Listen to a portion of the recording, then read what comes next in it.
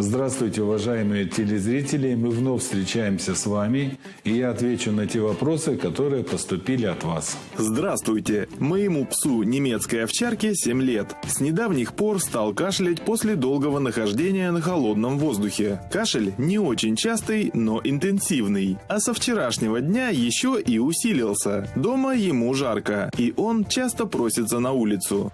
Вопрос, который вы задали, значит, он актуален.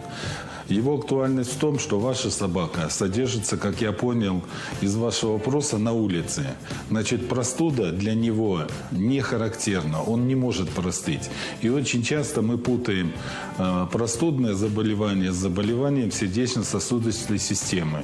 Вот в данном случае я предполагаю, что кашель связан с тем, что животное имеет проблемы с сердечно-сосудистой системой, но не от того, что она простыла. И, соответственно, вы держите его, завели в теплое помещение, он испытывает дискомфорт, потому что сама шуба, которая на нем одета, она рассчитана все-таки на холодный период времени.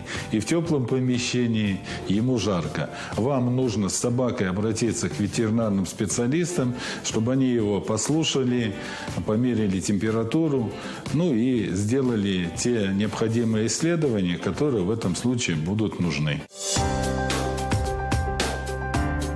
Ваш питомец не играет, плохо ест и у него горячий нос? Врачи клиники доктора Калинина помогут ему в день обращения. Хирургические операции и терапия, диагностика и консультации. Вызов врача на дом. Более 25 лет помогаем вам и вашим питомцам. Наш адрес – город Челябинск, улица Гагарина, 2. Телефон 230 29 30.